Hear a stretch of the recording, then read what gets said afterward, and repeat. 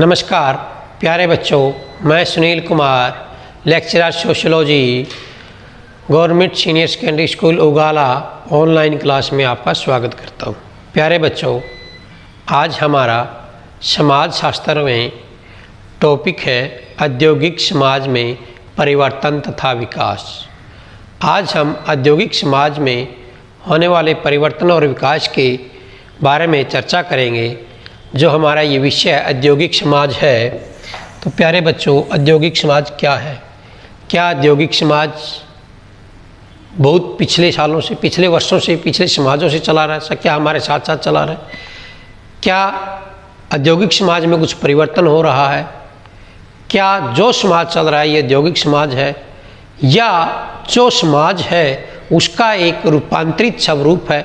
ये बहुत से प्रश्न हमारे मन में समाज शास्त्री होने के कारण उत्पन्न होते रहते हैं। आपके प्यारे बच्चों, आपके मन में भी ये चीज़ें, ये प्रश्न उठते होंगे। तो प्यारे बच्चों, देखिए औद्योगिक समाज है क्या? औद्योगिक समाज में वो समाज है जिसमें औद्योगिक या उद्योगों का विकास होता है। जो समाज औद्योगिक रूप से विकसित हो उसे हम औद्योगिक समाज कहते हैं। औद्योगिक समाज में प्यारे बच्चों क्या होता है? औद्योगिक समाज में जो हमारे कृषि के कार्य हैं उनको प्राथमिकता ना देकर उद्योगों को प्राथमिकता दी जाती है। औद्योगिक समाज में क्या होता है? उत्पादन मशीनों से किया जाता है, हाथों की बजाय मशीनों से किया जाता है। तो प्यारे बच्चों, औद्योगिक समाज की कल्पना, औद्योगिक समाज की कल्पना, समाज शास्त्र के बहुत कार्य तब किए गए थे जब औद्योगिकरण एक नई अवधारणा थी और मशीनों ने महत्वपूर्ण स्थान ग्रहण कर लिया था। प्यारे बच्चों, जो हमारा औद्योगिकरण था, जो औद्योगिक समाज था, उसमें मशीनों ने अपना स्थापित्य जमा लिया था और हमारे जो सामाजिक विचारक थे, जैसे Karl Marx, Max Weber, Durkheim, इन्होंने क्या किया? एक उद्योगों की बहुत सी नई धारणाओं से अपने आप को जोड़ा, स्वयं को जोड़ा। ये धारणाएं नगरीकरण जैसी धारणाएं थी। नगरीकरण ने क्या किया? जो अब तक गांव में खेती कर रहे थे, खेती से अपना गुजारा कर रहे थे, गांव में लोग क्या करते थे? जो जमींदार थे, भूस्वामी थे, जो उनकी पहचान के भूस्वामी होते थे, उनके यहाँ खेती कर अपना जीवन यापन संतुष्टिपूर्वक जी रहे थे। तो नगरीकरण ने क्या किया? जो लोग खेती कर रहे थे उनको शहरों की तरफ ले आया। शहरों में क्या हो रहा था? बड़े बड़े उद्योग हो रहे थे, बड़ी बड़ी फैक्ट्रियाँ लग रही थी। उन फैक्ट्रियों में उनको काम मिल रहा था, परंतु काम की दशा अच्छी नहीं थी। तो नगरीकरण ने एक तो अब गांव में, ग्रामीण में क्या किया? ग्रामीण इलाके में क्या किया? वहाँ का उनका भाईचारा, आपसी संबंध को तोड़ दिया और जो वो आपसी संबंध थे उनका स्थान किसने ले लिया? कारखानों ने ले लिया, फैक्ट्रियों ने ले लिया, और जो फैक्ट्रियों में जो मजदूर थे वहाँ काम करने के स्थान ने ले लिया। तो प्यारे बच्चों, प्रौद्योगिकी में होने वाले परिवर्तन सामाजिक संबंधों में परिवर्तन लाते हैं तथा सामाजिक संस्थाएं जैसे जाति, नातेदारी, लिंग, परिवार, शादी, समूह, ये सब जो हमारी सामाजिक संस्थाएं हैं, जो हमारे समाज को जोड़ के रखती है, उनमें बहुत को प्रभावित करता है। औद्योगिकरण में बहुत अधिक श्रम विभाजन होता है। लोग अधिकतर अपने कार्यों को अंतिम रूप नहीं देख पाते क्योंकि उन्हें उत्पादन के एक छोटे से पुर्जे को बनाना होता है। तो प्यारे बच्चों, इसमें क्या हुआ? जो हमारा औद्योगिक समाज था उसमें श्रम विभाजन बहुत अधिक होता है। जो हमारे सामाजिक संस्थाएं थी उनको क्या किया, विखंडन कर दिया औद्योगिक समाज में, उनके टुकड़े हो गए, उनका जो आपसीपन था वो ख़त्म हो गया। एक उदाहरण के तौर पर मैं बताता हूँ प्यारे बच्चों, जब से आपकी ज़िंदगी में मोबाइल आया है, आपने देखा होगा जब 4 दोस्त या 4 मेंबर परिवार के या 4 रिश्तेदार इकट्ठे बैठते हैं तो देखना, ऑब्जर्वेशन करना, नोट करना, सभी क्या होते हैं, वो अपने अपने मोबाइल में व्यस्त रहते हैं। परंतु पहले ऐसा नहीं था। तो पहले क्या था, जब 4 व्यक्ति बैठते थे, 4 रिश्तेदार बैठते थे, 4 दोस्त बैठते थे, वो आपस में गप्पे मारते थे। तो क्या हुआ, जो उनका आपसी संबंध था औद्योगिक समाज में, उसमें क्या हुआ, कहीं ना कहीं विखंडन पैदा होगा, कहीं ना कहीं क्या हुआ, बहुत ही अपनापन कम होने लगा। तो प्यारे बच्चों, जैसे कहते हैं कि औद्योगिकरण में बहुत अधिक श्रम विभाजन होता है, तो औद्योगिकरण में क्या हुआ, श्रम विभाजन बहुत अधिक होगा। आपने कहीं देखा होगा कि बैंक में आप जैसे जाते हैं, वहाँ पर काम करने वाले अमाउंट जमा करने वाला अलग है, देने वाला अलग है, स्लिप बनाने वाला अलग है, बहुत सारे क्या हुआ, उनको श्रमों को टुकड़ों में, अपने काम को टुकड़ों में बांट दिया। इसमें क्या हुआ, अधिकतर कार्य जो छोटे छोटे रूपों में विखंडन हो गया। और जो कार्य करते हैं, जो मजदूर होते हैं, वो जो कार्य करते हैं, तो वो छोटे छोटे पुर्जे बनाना होता है। किसी भी फैक्ट्री में जाओ, एक व्यक्ति कुछ बना रहा है, कोई कुछ बना रहा है, वो जो कार्य करते हैं, परंतु वो कार्य जरूर करते हैं, तो उसका क्या है, जो उसका रूप है, जो उसका अंतिम काम का रूप है, वो उसको देख नहीं पाते। तो प्यारे बच्चों, मैं एग्जाम्पल के तौर पे आपको बताऊंगा, अक्सर यह कार्य थकाने वाला होता है, लेकिन फिर भी बेरोजगार होने से यह स्थिति अच्छी है।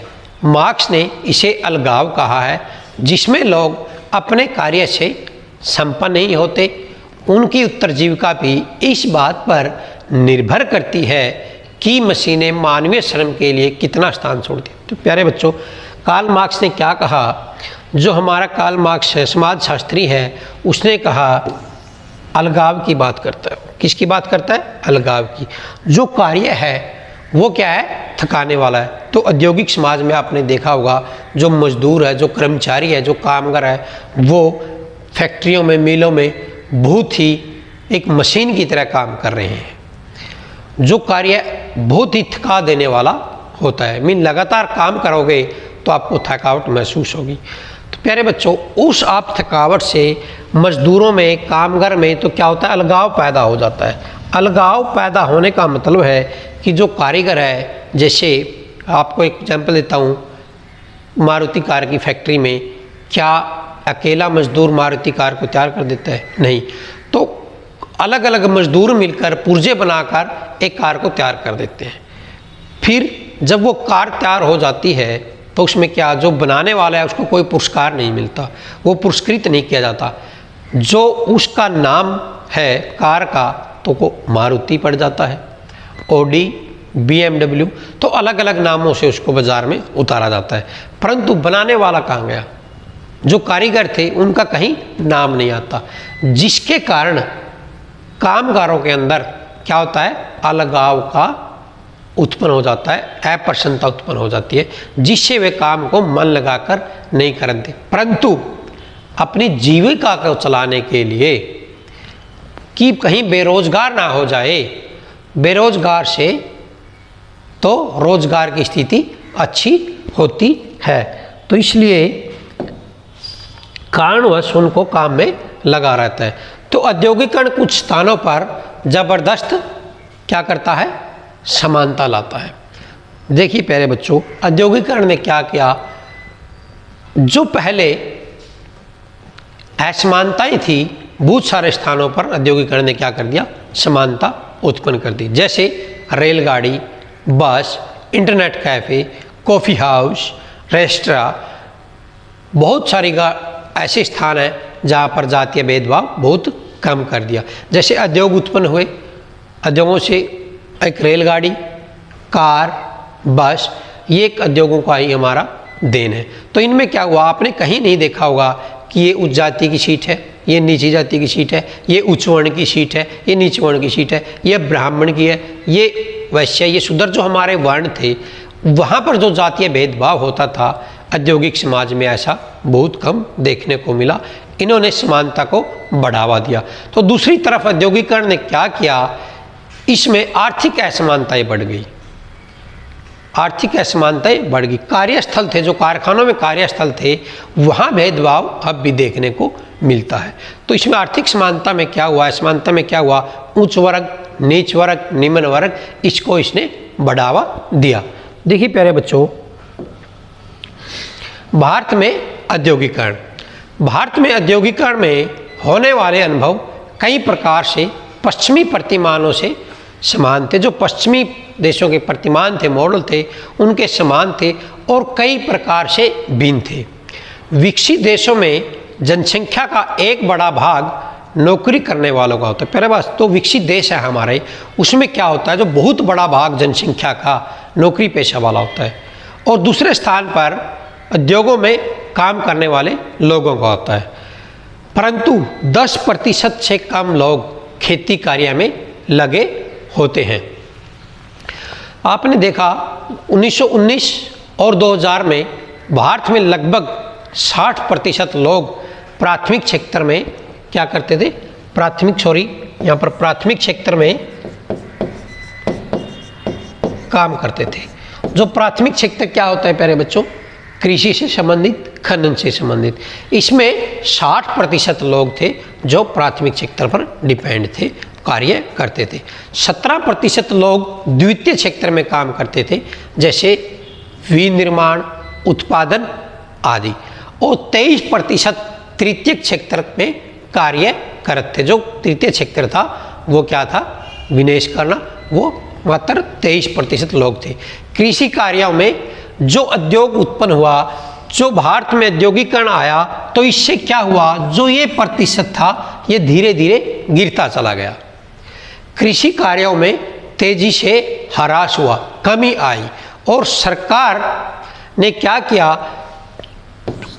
एक सर्वे करवाया, और जो अधिक आमदनी देने में सक्षम नहीं थे, उसने कहा, एक सर्वे में सरकार ने कहा कि जो लोग जिस भी उद्योग में सबसे ज़्यादा काम करेंगे वहाँ उनकी आमदनी कम होती चलेगी। जैसे जो उदाहरण के तौर पर आप देखिए प्यारे बच्चों, कुछ सालों पहले मोबाइल की दुकान क्या थी, कहीं कहीं एक एक दो दो मोबाइल की दुकान होती थी, परंतु अब हर गली में, हर नुक्कड़ पर मोबाइल की आपको शॉप मिलेगी। इससे क्या हुआ, उद्योग तो बढ़ गए, परंतु जो उनकी आमदनी थी वो क्या हो गई, कम हो गई। आगे देखिए प्यारे बच्चों,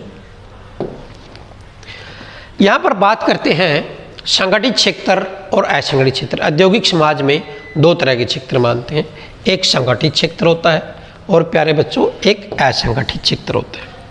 संगठित क्षेत्र औपचारिक क्षेत्र की इकाई में 10 और अधिक लोग पूरे वर्ष रोजगार में रहने से इन क्षेत्रों का गठन होता है। प्यारे बच्चों, संगठित क्षेत्र वो है जिस क्षेत्र में कुछ नियम होते हैं, कुछ कानून होते हैं, मानदंड होते हैं, इसकी एक प्रोसेस होती है। जैसे बड़ी बड़ी जो हमारी कंपनियां हैं, महारत्न कंपनियां हैं, रत्न कंपनियां हैं, जैसे भेल है, सेल है, और ऐसी बहुत सारी कंपनियां हैं जिसमें कर्मचारियों को एकदम से बाहर नहीं निकाल सकते। उसमें नोटिस देना होता है, टाइम बाउंडिंग होती है, उसको पहले एक्सप्लेनेशन दे, नोटिस निकाल कर उसे पूछा जाएगा। अगर कोई कर्मचारी वहाँ कंप्लेंट करना चाहता है, वो अपने सीनियर को बोलेगा या रिटर्न में देगा, फिर वो अपने मैनेजमेंट को, एक वहाँ पर सिस्टम है, सिस्टम से वो कार्य होते हैं। उसको क्या कहते हैं, संगठित क्षेत्र। संगठित क्षेत्र में क्या होता है, जो मजदूर होते हैं, कामगार होते हैं, उनकी सुरक्षा, पेंशन व अन्य सुविधाएं उनको उससे कंपनी की तरफ से, उस संगठित क्षेत्र की तरफ से प्रदान की जाती है। परंतु असंगठित क्षेत्र में ऐसा नहीं होता। असंगठित क्षेत्र में रोजगार स्थायी नहीं होता, उसमें कोई सुरक्षा, पेंशन, बीमा, इस तरह का कोई प्रावधान नहीं होता। यह एक ठेकेदारी बेस्ड व्यवस्था होती है। तो प्यारे बच्चों, आपने यहाँ समझाया कि संगठित क्षेत्र और असंगठित क्षेत्र क्या होता है। तो नेक्स्ट देखिए प्यारे बच्चों, भारत में प्रारंभिक वर्षों में औद्योगिकरण। तो प्यारे बच्चों, अगर हम भारत में प्रारंभिक वर्षों की बात करें दें कि औद्योगिकरण कैसा था, तो प्यारे बच्चों देखिए, जो हमारा भारतवर्ष है, प्राचीन काल से ही भारत एक संपन्न देश के गिनती में आता है। प्राचीन देश से ही भारत को एक सोने की चिड़िया के नाम से जाना जाता है। जो भारतीय कारीगर थे, उनके द्वारा जो तैयार माल था वो अरब देशों में फ्रांस में, इंग्लैंड में, रोम में आदि देशों के बाज़ारों में बिकता था। उस समय क्या था, हर विदेशी राष्ट्रों के बीच एक होड़ सी लगी हुई थी कि भारत में व्यापार करने की। इसी उद्देश्य की पूर्ति के लिए इंग्लैंड में 1600 ईस्वी में क्या हुआ, ब्रिटिश इंडिया कंपनी की स्थापना हुई, ईस्ट इंडिया कंपनी की स्थापना हुई। तो प्यारे, इस कंपनी ने क्या किया, भारत में जो माल तैयार था उसको लेकर इंग्लैंड के बाज़ारों में बेचता था। भारत से बना हुआ माल इंग्लैंड के बाज़ारों में बहुत ही प्रसिद्ध हो रहा था, बहुत ही प्रसिद्ध हो गया।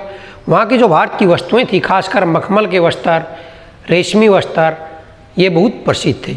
इंग्लैंड की महारानी भारत के इन वस्त्रों को पहनकर गौरव महसूस करती थी। तो परंतु प्यारे बच्चों, औद्योगिकरण ने क्या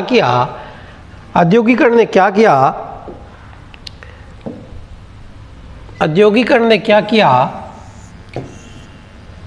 जो हमारे कारीगर थे, जो उनके छोटे छोटे लघु उद्योग थे, उनको नष्ट कर दिया।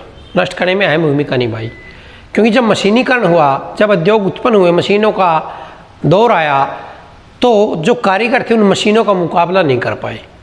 जो मशीनों की बनावट थी और जो हाथों की बनावट थी, जो मशीन एक दिन में माल तैयार करती थी, उनको कारीगरों को बनाने में उसको महीना लग जाता था। इसलिए क्या हुआ, जो भारतीय कारीगर थे वो बैकफुट पर आ गए और उनका पतन शुरू हो गया। तो उनकी जो प्रतिस्पर्धा थी मशीनों से, वो अपनी प्रतिस्पर्धा नहीं कर सकते थे। तो प्यारे बच्चों, भारत में जो उद्योग थे वो छोटे, सबसे पहले उद्योग थे रुई, जूट, रेलवे तथा कोयला। ये जो कोयला खाने भारत के प्रथम उद्योग थे। स्वतंत्रता के बाद भारत में परिवहन, संचार, ऊर्जा, खनन आदि को महत्व दिया गया था। तो प्यारे बच्चों, जो प्रारंभिक वर्षों में ये था और स्वतंत्रता के बाद परिवहन, संचार, ऊर्जा, खनन आदि को महत्व दिया गया। भारत की जो मिश्रित आर्थिक नीति में भारत सरकार ने क्या किया, निजी और सार्वजनिक दोनों प्रकार को शामिल कर लिया। उस समय क्या था, उस समय एक बहुत ही सख्त कानून था कि दूसरी कंपनियां, विदेशी कंपनियों को यहाँ स्थापित नहीं था। तो भारत सरकार ही निश्चित करती थी कि उद्योग किस स्थान पर कहाँ हो। तो स्वतंत्रता से पहले उद्योग अधिकतर सरकार के द्वारा बंदरगाह के स्थानों पर लगा था। जहाँ बंदरगाह होती थी उन स्थानों पर शहरों में लगते थे, जैसे चेन्नई, मुंबई, कोलकाता। लेकिन स्वतंत्रता के बाद अनेक ऐसे शहर हुए जहाँ पर उद्योग स्थापित हुए, जैसे बड़ौदा, बंगलोर, पुणे, फरीदाबाद, राजकोट आदि। ये शहर थे जहाँ पर क्या हुआ, स्वतंत्रता के बाद उद्योगों की स्थापना हुई। तो आगे देखना प्यारे बच्चों, उदारीकरण एवं भारतीय उद्योग में परिवर्तन। जैसे स्वतंत्रता के बाद भारत जो सरकार थी उसमें कुछ उदारीकरण की नीति अपनाई। अरे उदारीकरण क्या होता है? देखिए, उदारीकरण, उदार शब्द है। जैसे प्यारे बच्चों, मैं एग्जाम्पल उदाहरण के रूप में आपको बताता हूँ। आप जब छोटे बच्चे थे तो आपके मम्मी, आपके पापा आपको बाहर जाने से डांटते थे, नहीं बेटा आप ये काम नहीं करोगे, ये काम नहीं करोगे। आपको बाहर जाने से जब बाहर जाते आप तो पापा सख्त रूप में क्या कहता था कि 6 बजे से पहले आप घर आना होगा। तो उस समय आपके पापा का, आपके पेरेंट्स का आपके प्रति बहुत ही कठोर व्यवहार था। परंतु जैसे जैसे आप बड़े हो गए, अपने कदमों पर खड़े हो जाओगे, तो फिर वो व्यवहार क्या हो जाएगा, एक उदारी में बदल जाएगा। आपका पापा फिर प्यार से, बेटा आप 6 बजे से घर पे आना ही अच्छा होता है। फिर वो उसका जो बोलने का तरीका है उसमें उदारता आ जाएगी। तो इसी प्रकार हमारी भारत सरकार ने, हमारे देश ने क्या किया, उदारीकरण की नीति को अपनाया। और जो कानून पहले विदेशी कंपनियों के लिए सख्त थे, उनमें कुछ उदारता लेकर आई सरकार ने, उसमें कुछ उदारता दिखाई और यहाँ पर स्थापित करने का निर्णय लिया। तो प्यारे बच्चों, 1990 में सरकार ने उदारीकरण नीति को अपनाया तथा दूरसंचार, नागरिक उड्डयन, ऊर्जा आदि क्षेत्रों में निजी कंपनियों, विशेषकर विदेशी फर्मों को प्रोत्साहित किया जा रहा है। बहुत सी भारतीय कंपनियों को विदेशी कंपनियों ने खरीद लिया तथा कुछ भारतीय कंपनियां बहुराष्ट्रीय कंपनियां बन गई। इसके कारण आमदनी की असमानताएं बढ़ रही हैं। बड़े उद्योग में सुरक्षित रोजगार काम हो रहे हैं और किसान तथा आदिवासी लोग विस्थापित हो रहे हैं। तो प्यारे बच्चों देखिए क्या कहता, जो कंपनियां थी, बहुराष्ट्रीय कंपनियां थी, उनका हमारे देश में आगमन शुरू हो गया। और जैसे ही बहुराष्ट्रीय कंपनियां अपने देश में आगमन शुरू हुआ, उससे क्या हुआ, उनको लगाने के लिए जगह चाहिए। तो जगह क्या हुआ, जहाँ पर अधिकतर आदिवासी लोग थे उन्हीं की जगह पर क्या थी, फैक्ट्री लगी थी। उनको क्या करना पड़ता, अपनी जगह से दूसरे स्थान पर विस्थापन, किसानों और आदिवासियों को क्या करना पड़ता, विस्थापन करना पड़ता, एक दूसरे से एक जगह से दूसरे स्थान पर जाना पड़ता। और जो इससे क्या हुआ, उदारीकरण से क्या हुआ, जब विदेशी कंपनियां आने शुरू होगी तो हमारी दुकानों पर भी, भारतीय एक छोटी सी दुकान पर भी विदेशी वस्तु आसानी से मिलने लगी। तो प्यारे बच्चों, सरकार सार्वजनिक कंपनियों के अपने शेयर्स को निजी क्षेत्र की कंपनियों को बेचने का प्रयास कर रही है, जिसे विनिवेश कहा जाता है। इससे कर्मचारी को नौकरी जाने का खतरा रहता है। तो प्यारे बच्चों, भारत सरकार ने क्या किया, जो अब भी आप एग्जाम्पल करंट तौर पर देख रहे हैं कि जो निजीकरण किया है भारत सरकार ने कुछ रेलवे स्टेशनों का, कुछ रेलवों का, तो उसी का एक ये उदाहरण भी है। तो प्यारे बच्चों, एक जो सार्वजनिक कंपनियां हैं, जो भारत सरकार की खुद की कंपनियां, उसने क्या किया, प्रॉफिट के लिए, या जब भारतीय कंपनियों को लगा, भारतीय सरकार को लगा कि जो ये अपनी कंपनियां हमें प्रॉफिट नहीं दे रही है, उन्होंने क्या किया, निजीकरण के हाथों में दे दिया, दूसरी कंपनियों को, विदेशी फर्मों को बेच दिया। और जिसे हम विनिवेश कहते हैं, जिसे क्या कहते हैं, विनिवेश कहते हैं। इससे क्या हुआ, जो उस कंपनी के कर्मचारी थे, जो कंपनी के कर्मचारी थे, उनको अपनी नौकरी जाने का खतरा मंडराने लगा।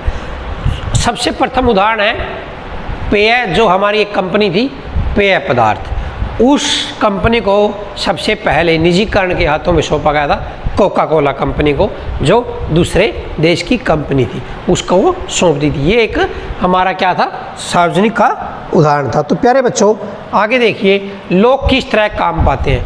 जो उद्योग धंधे हैं, जब से औद्योगिक समाज उत्पन्न हुआ, उसमें जो हमारे लोग हैं, जो हमारे व्यक्ति हैं, वो किस तरह से काम पाते हैं, किस तरह से वो रोज़गार पाते हैं। तो प्यारे बच्चों, आप जब सुबह उठते हैं, अधिकतर लोग क्या करते हैं, अखबार पढ़ते हैं। तो अखबारों में बहुत बड़े बड़े विज्ञापन देखने को मिलते हैं। एक स्पेशल विज्ञापन का पेज भी होता है, उसमें लिखा होता है कि ये कंपनी, अफसर, दफ्तर का एड्रेस, और उसमें खाना पाना रहने का फ्री, इतनी तनख्वाह और TADS, सब बहुत सारे विज्ञापन होते हैं। उसके तहत भी आप क्या करते हैं, रोज़गार प्राप्त करते हैं। परंतु रोजगार के विज्ञापनों के द्वारा बहुत कम लोग ही क्या कर पाते हैं, रोजगार प्राप्त कर पाते हैं। अधिकतर औद्योगिक समाज में, या जो हमारा समाज है, वहाँ पर क्या होता है, अधिकतर काम निजी संपर्क के आधार पर मिलता है। जैसे ठेकेदारी, बिजली मिस्त्री, नल मिस्त्री, और जो छोटे छोटे मिस्त्री हैं, जो कामगर हैं, जो कारीगर हैं, उनको अपने निजी संपर्क होते हैं। तो जिसके कारण क्या होता है, उनको निजी संपर्क से काम मिलता है। हाँ, औद्योगिकरण में क्या हुआ, उनके काम को बढ़ावा मिला। जैसे ही मोबाइल फ़ोन आया, टेक्नोलॉजी आई, तो उसका काम, उनका काम आसान हो गया। वो क्या है, फ़ोन पे ही अपने जो कस्टमर होते हैं उनको नंबर दे देते हैं और वो काम को ढूंढ देते हैं। तो प्यारे बच्चों, आगे देखिए, जैसे एक फैक्ट्री में काम करने वाले को रोजगार देने का तरीका भिन्न होता है। जो फैक्ट्री है या कोई उद्योग है, उसमें कामगारों को काम प्राप्त करने का तरीका भिन्न होता है। उसमें क्या होता है, ठेकेदार होते हैं। ठेकेदार क्या करते हैं, जैसे गाँव में जाते हैं, गांव में जाकर जो वहाँ के मजदूर है, जो काम करने के इच्छुक है, लोगों को पूछते हैं कि काम करना कौन चाहता है। उनको एक उधार के रूप में क्या कर देते हैं, अग्रिम दिहाड़ी मीन एडवांस दे देते हैं। जैसे पैसे क्या कर देते हैं, एडवांस दे देते हैं। उस जो एडवांस जो पेमेंट करते हैं, उनको क्या कहते हैं, अग्रिम दिहाड़ी बोला जाता है। जिसे उधार, जब तक वो उधार नहीं चुका पाते, मीन जब तक वो अग्रिम जो पैसे दिए थे ठेकेदार ने, जब तक वो पूरे नहीं हो जाते, वो तब तक ठेकेदार उनसे क्या करता रहता है, बिना काम के पैसे लेता था। आपने बहुत सारे जैसे सड़क बनती हैं या कोई बड़ी बड़ी बिल्डिंगां बनती हैं, या जैसे आपने देखा होगा कि आसपास कोई ईंटों का भट्ठा है, वहाँ पर भी बहुत सारे मजदूर काम करते हैं जो ठेकेदार की प्रथा पर होते हैं। तो आगे देखना प्यारे बच्चों, कार्यकारिणी और यूनियन, ये दोनों ही अपने अपने लोगों को या वर्करों को या कामगारों को क्या करती है, काम दिलाने में महत्वपूर्ण भूमिका करती है। कुछ कामगार क्या होता है, कुछ जैसे बड़ी बड़ी कोई फैक्ट्री है और या कोई बड़ा उद्योग है, उसमें क्या करते हैं, अपने जैसे कोई व्यक्ति एज हो जाती है, बीमार हो जाता है या उसकी थकावट की वजह से वो काम छोड़ना चाहता है, तो वो अपने बच्चों को भी काम पर लगाना चाहता है, वही क्या करते हैं, अपने बच्चों को आगे काम दे देते हैं। तो प्यारे बच्चों, बहुत सी फैक्ट्रियाँ क्या है, बदली कामगार भी रखती हैं। देखिए बदली कामगार क्या होता है, प्यारे बच्चों, सपोज करो मानना कि कोई फैक्ट्री है, उसमें लोग काम कर रहे हैं, एक व्यक्ति बीमार हो जाता है या कहीं दूसरे राज्य से आया हुआ है, जब वो अपने घर जाता है, उसकी जगह पर उस जो दूसरा व्यक्ति आएगा या दूसरा व्यक्ति काम करेगा, उसको बदली कामगार कहते हैं। वो उसकी जगह काम करा, छुट्टी पर गए हुए मजदूरों के स्थान पर जो काम करते हैं उन्हें क्या कहते हैं, बदली कामगार करते हैं। परंतु वो वहाँ पर स्थायी नहीं होंगे, उनको जो उनकी तरह उनको स्थायी सेवाएं या स्थायी सुरक्षा प्रदान नहीं की जाती। तो आगे देखिए प्यारे बच्चों, ये एक उदाहरण है आपके बीच में, ये उदाहरण है दक्षिण गुजरात के ईंट के भट्टों के मजदूरों के दल। ये आपने देखा भी होगा प्यारे, एनसीईआरटी की बुक में, किताब में आपका एग्जाम्पल है। वहाँ पर क्या होता है, 30 से 40 हज़ार कामगार कार्य करते हैं। यहाँ पर एक टोली आती है, व्यक्ति पुरुषों की और महिलाओं की एक टोली आती है, उनके साथ बच्चों के बच्चे भी होते हैं। तो क्या करते हैं, यहाँ पर महिलाएं ईंट यहाँ पर क्या करते हैं, देखो ठेकेदार के द्वारा रोजगार पर रखा जाता है। देखिए 9 से 11 सदस्यों की एक टोली होती है, कितने, 9 से 11 सदस्यों की एक टोली होती है। इसमें क्या होते हैं, महिला भी और पुरुष भी होते हैं, और छोटे छोटे बच्चे जैसे आपने एक काम करते देखा होगा, ये अपने माँ बाप का काम बढ़ाते हैं। रात को एक एक ईंट ले जाना, जब छोटे बच्चे होते हैं 3-4 साल के, तो एक ईंट उठा के ले जाते हैं, जैसे जैसे बड़े होंगे वो 2 ईंटें उठाना शुरू कर देते हैं। तो इस प्रकार से ये एक हमारा यहाँ भी एक जातीय वर्ग का, यहाँ भी हमारा एक भेदभाव का दृश्य को दिखाया गया है। जैसे महिलाएं क्या करते हैं, महिला ईंटों को बनाती हैं और भट्ठे तक लेके जाती हैं, पुरुष क्या करते हैं, उसको पकाने का काम करते हैं। जो पुरुष है वो क्या करते हैं, पकाने का काम करते हैं। तो यहाँ भी प्रजाति, ये प्रजापत जाति के लोग होते हैं, और जो नीची जाति के लोग होते हैं उनको दिहाड़ी पर रखा जाता है। ये एक ऐसा आपकी एनसीईआरटी बुक में उदाहरण दिया हुआ है। तो आगे देखिए प्यारे बच्चों, काम करने को किस तरह से, काम को किस तरह से किया जाता है, जो काम है वो किस तरह से, किस सिस्टम से किया, औद्योगिक समाज में। देखिए प्यारे बच्चों, पहले क्या था, काम कैसे लोग करते रहते, परंतु औद्योगिक समाज में क्या हुआ, जो बहुराष्ट्रीय कंपनियां, जो बड़ी बड़ी कंपनियां हैं, वो क्या करती हैं, मजदूरों का शोषण करती है। हमारे कार्ल मार्क्स ने कहा था, जो हमारा कार्ल मार्क्स था, समाजशास्त्री हुए विचारक, इन्होंने कहा कि जो पूंजीपति वर्ग है वो मजदूर वर्ग का शोषण करता है, और मजदूर वर्ग का शोषण करके, उनको शोषित करके खुद अमीर होता जा रहा है। ये कार्ल मार्क्स समाजशास्त्री के विचार थे। उन्होंने ऐसा क्यों कहा, उन्होंने जैसे ही उद्योगों में या बड़ी बड़ी फैक्ट्रियों में मजदूरों की दशा देखी, इसलिए उन्होंने कहा कि यह ऐसा है। क्योंकि वहाँ पर क्या होता है, जो काम करने का तरीका है, मैनेजर कामगारों को नियंत्रित करके अधिक काम कराते हैं, नियंत्रित करके मीन कंट्रोल में लेकर कामगारों से अधिक कार्य 2 तरीकों से लेते हैं। देखिए बड़ी कंपनियां क्या, वो मैनेजर रखती है। मैनेजर का क्या कार्य होता है कि जो उनके मजदूर है, जो उनके कामगार है, उनको अधिक से अधिक प्रोडक्शन करवाई जाए, उन पर अधिक से अधिक काम किया जाए। यहाँ पर कुछ तरीकों से क्या करता है मैनेजर, उनको ऊपर ध्यान रखता है। कार्यों के, जो कार्य के घंटों में वृद्धि, जो उनके काम करने का काम है तो उन्हें वृद्धि कर देता है। जैसे पहले अगर मजदूर 6 घंटे काम करता था, तो क्या करेंगे, आप बोल देंगे उनको कि 9 घंटे 8 घंटे आपको काम करना पड़ेगा। अब ये तो नेचुरली बात है कि अगर आप जहाँ 6 घंटे काम कर रहे थे और फिर 9 घंटे या 8 घंटे काम करोगे तो प्रोडक्शन तो ज़्यादा होगा। तो एक तो ये, एक दूसरा क्या है, समय में उत्पादित वस्तु की मात्रा को बढ़ावा देना। जो समय है, सॉरी प्यारे बच्चों, उत्पादित वस्तु की मात्रा को बढ़ा देना। तो क्या है प्यारे बच्चों, जैसे ही समय मैनेजर क्या करेगा, अपने काम कारीगरों को, मजदूरों को और वर्करों को क्या बोलेगा, उनको समयावधि दे देगा कि आपने इस समय में इतनी प्रोडक्शन को तैयार करना है। तो ये उनका सिस्टमेटिक है, मैनेजरों का सिस्टमेटिक है। तो प्यारे बच्चों आगे है, देखिए एक उदाहरण है। गांधी जी ने, जिनको मशीनों का विरोधी माना गया हमेशा ही, तो क्या है, मशीन 1924 में मशीनों के प्रति पागलपन का, गांधी जी ने क्या कहा 1924 में कि मैं मशीनों का विरोधी हूँ, मशीनों के प्रति पागलपन का विरोधी हूँ, लेकिन मशीनों का विरोधी नहीं हूँ। वो कहता कि जो ये सनक है, मशीनों के प्रति लगन है, मैं उसका विरोध हूँ, ना कि मशीन का। उन्होंने कहा था कि जो ये मशीन है हमारे छोटे छोटे लोग लघु उद्योगों को नष्ट कर देगी, कारीगरों को, कामगारों को ये बेघर कर देगी, सड़कों पर भीख मांगने मजबूर हो जाएंगे।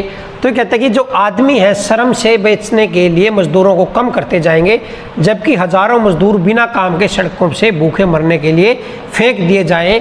मैं श्रमिक और मजदूर दोनों को बचाना चाहता हूं, मानव जाति के विखंडन के लिए ही बल्कि सबके लिए मैं समर्पित को कुछ संपत्ति को कुछ हाथों में एकत्रित न होने देना चाहता हूं, बल्कि उसके सबके हाथों में देखना चाहता हूं। देखिए फिर बच्चों कितनी अच्छी सोच थी।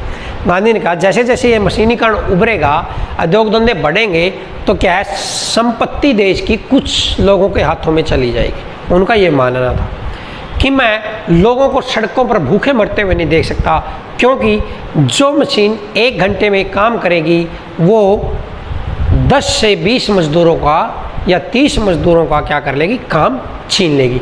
इसलिए उन्होंने ये कहा था कि मैं मशीनों का विरोधी नहीं हूँ, मशीनों के प्रति इतनी लगन का विरोधी हूँ। तो प्यारे बच्चों आगे देखिए, उत्पादन बढ़ाने का अन्य तरीका है, उत्पादन बढ़ाने का अन्य तरीका कार्य को संगठित रूप से करना। संगठित माने एक सिस्टमैटिक ढंग से करना। इसे टेलरिज्म क्या है प्यारे बच्चों, टेलरिज्म क्या है? एक टेलर नाम के व्यक्ति होते थे जिसके नाम पर टेलरिज्म सिस्टम पड़ा। वो पहले मजदूर थे, फिर वो मैनेजर बने, फिर वो मालिक बने। इस प्रकार से टेलरिज्म सिस्टम शुरू हुआ, या औद्योगिक इंजीनियर भी कहते हैं, जिसको औद्योगिक इंजीनियर के नाम से भी जाना जाता है। ये टेलरिज्म एक टेलरिज्म व्यक्ति है जो औद्योगिक इंजीनियर थे, उसी के नाम पर ये पढ़ा। तो उन्होंने कहा था कि टेलरिज्म या औद्योगिक, पहले मजदूर फिर वो मैनेजर बने, फिर वो एक प्रमोशन के रूप में दिखाना कि मजदूरों को बोलोगे जो काम करेगा उसकी प्रमोशन होती जाएगी। एक सिस्टमैटिक संगठित रूप के उत्पादन को बढ़ाना। एक अमेरिकन फ्रेडरिक वेस्लो टेलर, जो ये नाम जिसे टेलरिज्म के नाम से जाना जाता है, ने वैज्ञानिक प्रबंधन के नाम से इसी व्यवस्था का आविष्कार किया था। हाँ, तो वेस्लो टेलर ने क्या किया था, इस टेलरिज्म का क्या किया था, आविष्कार किया था। तो नेक्स्ट देखिए प्यारे बच्चों, इस व्यवस्था में स्टॉप वॉच की सहायता से छोटे छोटे पुर्जों को तोड़कर कामगारों में बांटना, कार्य को समय के साथ पूरा करना, कार्य को तेज करने के लिए छोटे छोटे टुकड़ों में बांटना। कारखाने में सभी कार्य बाह्य स्रोतों से करवाते हैं, इस प्रकार के कार्य कंपनी को सस्ता पड़ता है। तो ये पहले जो प्रोडक्शन को बढ़ावा देता है, उत्पादन को बढ़ाने के लिए कंपनियां या बड़ी बड़ी फैक्ट्रियों में क्या करता है, व्यवस्था, एक स्टॉप वॉच की व्यवस्था कर देते हैं, जिसमें कि छोटे छोटे काम को छोटे छोटे टुकड़ों में विखंडन कर दिया जाता है कि ताकि वो जल्दी हो सके। कामगारों को पूंजी को तोड़कर बांट दिया जाता है, पुर्जों में तोड़ दिया जाता है। एक पुर्जा ये बनाएगा, एक पुर्जा ये टोली बनाएगी, एक पुर्जा ये टोली। इस प्रकार से काम को स्पीड से किया जाता है और इसको एक मशीन की गति से कामगारों को काम करना होता है। कारखानों ने क्या, बड़ी बड़ी कंपनियां ने क्या किया, अपने उत्पादन को बढ़ाने के लिए बाह्य स्रोत से काम कराना शुरू कर दिया। बाह्य स्रोत मीन बड़ी कंपनियों को छोटी कंपनियों को टेंडर दे दिया। छोटी कंपनियों ने क्या किया, आगे घरों में काम देना शुरू कर दिया, जैसे बीड़ी बनाना, ऊन का बुनना, बहुत सारे ऐसे दरी का बुनना, ये छोटे माचिस का उद्योग, ये क्या किया, इन्होंने बाह्य स्रोतों पर काम करना शुरू किया। इससे क्या हुआ, एक तो प्रोडक्शन जल्दी हो जाएगी, एक वो सस्ता पड़ जाएगा। आगे देखिए प्यारे बच्चों, अधिक मशीन वाले उद्योगों में कम लोग काम किया जाता है। जो अधिक मशीन है, जहाँ पर बहुत सारी अधिक मशीन होंगी, वहाँ पर क्या होगा, मशीनों काम करने के लिए कम लोग लगेंगे। लेकिन जो होते हैं, जो भी उस उद्योग में काम करेंगे, उनको भी मशीन की तरह ही काम करना पड़ेगा, मशीन की गति से ही काम करना पड़ेगा। आपने देखा मारुति उद्योग, जैसे मारुति उद्योग लिमिटेड, तो उसमें एक मारुति उद्योग लिमिटेड में क्या होता है प्यारे बच्चों, 2 मिनट में प्रत्येक मिनट में 2 कार तैयार हो जाती हैं, 2 कार तैयार हो जाती हैं। तो 2 कार तैयार हो जाती हैं, प्रत्येक कामगार जो हमारी कंपनी है मारुति, इसमें 1 मिनट में 2 कार तैयार करते हैं। अब देखो इतने मजदूर कामगार वहाँ पर इतनी स्पीड से काम करते हैं कि 2 मिनट में 2 कारें तैयार हो जाएं। तो आप सोच अंदाज़ा लगा सकते हैं कि उनकी मानसिक दशा उस समय क्या होती होगी।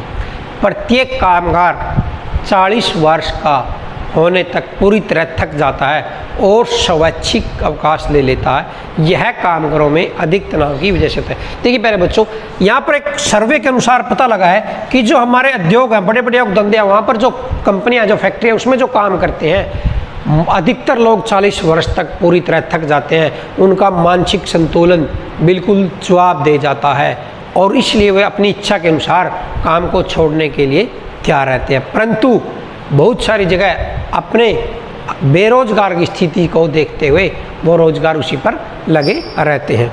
देखिए प्यारे बच्चों, सॉफ्टवेयर IT क्षेत्रों में काम करने वाले शिक्षित होते हैं। उनका कार्य भी टेररिज्म लेबर प्रक्रिया के अनुरूप ही होता है। IT क्षेत्र में समय की चाकरी, औसतन 10 से 12 घंटे का कार्य दिवस और रात भर कार्य करने वाले कर्मचारी भी असामान्य बात नहीं है, जिसे नाइट आउट कहते हैं। ये कहते हैं ऑब्जर्वेशन एक है कि जो हमारे सॉफ्टवेयर और IT क्षेत्र होते हैं, वहाँ पर काम करने वाले लोग बहुत ही शिक्षित होते हैं। वहाँ पर भी कार्य करने की टेररिज्म लेबर की वो होती है, सिस्टम होता है। ठीक है, जो प्रक्रिया टेररिज्म की जो पीछे बता था प्यारे बच्चों, वही प्रक्रिया वहाँ पर चलती रहती है। जो IT क्षेत्र का इनका जो काम करने का औसतन क्या है, 9 से 12 या 10 से 12 घंटे तक काम करने का होता है। 10-12 घंटे लगातार मशीन की तरह काम करने के बाद व्यक्ति का जो थकान है बहुत हो जाती है। यहाँ तक कि ये 10-12 घंटे से तो क्या रात भर नाइट आउट, रात भर कार्य करने के लिए कर्मचारियों के बीच में लगा रहता है। ये क्यों? क्योंकि कई जगह ऐसा देखा गया है कि कर्मचारी अपना सम्मान बढ़ाने के लिए या अपनी कंपनी का नाम कमाने के लिए, उसमें अपनी प्रमोशन लेने के लिए दिन रात मेहनत करके काम में लगे रहते हैं। ये हमारे औद्योगिक समाज में हो रहा है। जब औद्योगिक समाज में प्रयोजन आई, जब उनकी प्रयोजनों को अंतिम सीमा हो जाती है, जो कारीगर हैं, जो काम करते हैं, जो उनका प्रयोजन है, उनकी जो अंतिम सीमा आ जाती है, तो लंबे कार्य घंटा का होना एक उद्योग की क्या हो जाती है, संस्कृति बन जाती है, मीने एक वहाँ का सिस्टम बन जाता है। तो 8 घंटे काम करने वाला इंजीनियर के श्रम के आधार पर काम को अंतिम तक सीमा तक पहुंचाने के लिए उसे अतिरिक्त घंटों और दिनों तक काम करना पड़ता है। तो प्यारे बच्चों, जो कोई इंजीनियर है, अगर उसी काम को अंतिम सीमा तक ले जाना है, एक टाइम बाउंड के समय उनको जैसे कोई कंडीशन मिली हुई है कि आपको इस तारीख तक ये प्रोजेक्ट पूरा करना है, तो उस प्रोजेक्ट को उस तारीख तक पूरा करने के लिए वो क्या करेगा, दिन रात मेहनत करेगा और अतिरिक्त घंटों का भी काम करना पड़ेगा।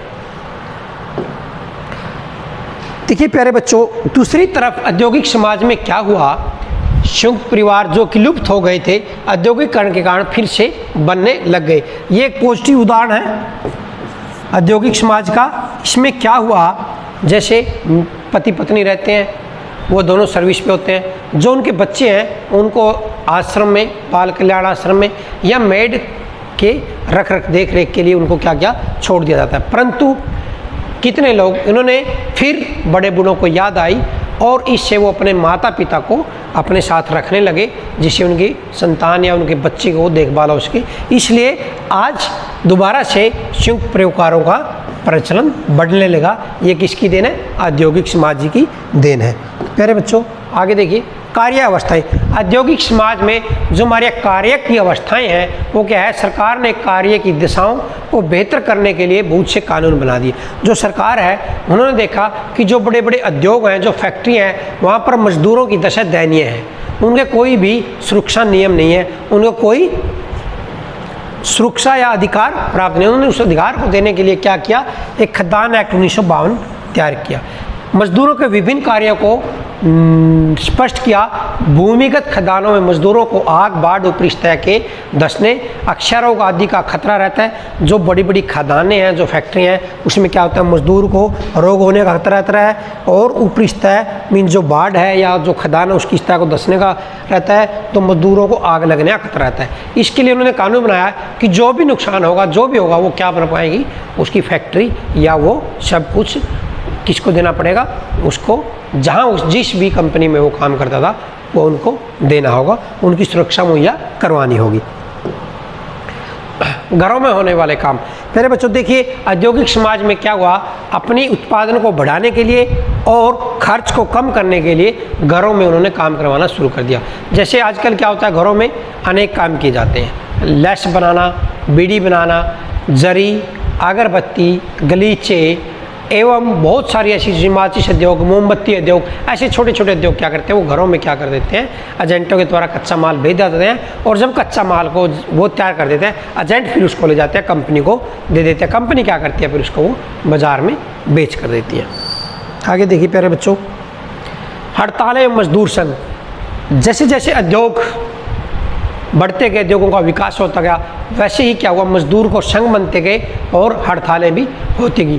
फैक्ट्री तथा अन्य उद्योगों में कामगारों का एक संघ होता है, वहाँ पर एक संगठन होता है जिससे वो इकट्ठा रहते हैं ताकि अपने हितों का अधिकार, हितों के लिए अपनी आवाज़ उठा सके, अपने अधिकार मांग सके। उसके लिए क्या मजदूर संघ बना, जिनमें जातिवाद और क्षेत्रीयवाद भी पाया जाता है। जो बड़ी बड़ी फैक्ट्रियाँ, वहाँ पर भी बहुत सारे संघ या गुट देखने को मिल जाते हैं कि ये हमारे इलाके का, ये हमारा हरियाणा का, ये हमारा राज्य का, ये हमारा उत्तर पश्चिम का। वहाँ पर एक गुट बन जाते हैं, क्षेत्रीयवाद और जातीयवाद देखने को मिल जाता है। भूत कामगार या मजदूर संघ के भाग होते हैं। भूत से जो कामगार है, जो कार्य है, जो कर्मचारी है, वह है मजदूर संघ के भाग होते हैं, उसके सदस्य होते हैं। किसी भी मिल, कारखाने, मजदूर संघ का गठन किया जाता है। मजदूरों के हितों की रक्षा करने के लिए मजदूर संघ क्या करता है, अपना गठन बना देता है। सभी मजदूर इसके सदस्य होते हैं। ठीक है प्यारे बच्चों, जो कर्मचारी या जो हड़ताल करेंगे वो क्या करेंगे, अपने हितों को मांगने के लिए, अपनी मांगों को मनवाने के लिए कर्मचारी क्या करता है, हड़ताल करते हैं। कभी कभी काम की बुरी दशाओं के कारण कामगार हड़ताल पर जाते हैं। तो क्या करते हैं, जब वहाँ पर देखते ही काम की दशा बहुत बुरी है या उनके अधिकारों का हनन हो रहा है या उनसे अधिक काम लिया जाता है, तो वो क्या करते हैं, फिर वो हड़ताल करते हैं। देखिए प्यारे बच्चों, तालाबंदी, ये हड़ताल का अंतिम रूप है। जब हड़ताल हो जाती है तो क्या होता है प्यारे बच्चों, मजदूर अपने मिल मालिकों द्वारा मिल के मुख्य द्वार पर ताला लगाना, ये एक तालाबंदी का उदाहरण है। 1982 में मुंबई टेक्सटाइल मिल के हड़ताल, जो व्यापार संघ के नेता दत्ता सामंत के नेतृत्व में देती है, एग्जाम्पल है प्यारे बच्चों। एक व्यापार संघ का नेता था दत्ता सामंत, उसके नेतृत्व में हुई थी मुंबई में 1982 में, जिसमें लगभग 2.5 लाख कारीगरों की परिवार बहुत पीड़ित हुए थे, बहुत दयनीय दशा हुई थी। उन्होंने उनकी मांग बेहतर मजदूरी तथा संघ बनाने की अनुमति, जो मजदूर थे वहाँ पर उन्होंने क्या किया, अपने हंग मांगना शुरू कर दिया। उन्होंने कहा कि हमें बेहतर तो मजदूरी दो और संघ बनाने की हमें अनुमति प्रदान करो। तो इस बहस पर क्या हुआ था, ये तालाबंदी हुई थी। तो प्यारे बच्चों, ये आज हमने किया औद्योगिक समाज में परिवर्तन और विकास, जिसमें कामगार किसी अन्य मजदूरी कार्य करने को मजबूर हो जाते हैं। इनका भविष्य कौन तय करेगा, ये आज के उन मिलों का या अनेक समाजशास्त्रियों के क्या है, मन में विचार है कि इनका, मुंबई की मिलों का या उद्योगों का कौन भविष्य तैयार करेगा। तो ये हमारा लेसन था प्यारे बच्चों आज के लिए। आपने थैंक यू, आशा करता हूँ आपने ये ध्यान से सुना होगा, देखा होगा, पढ़ा होगा।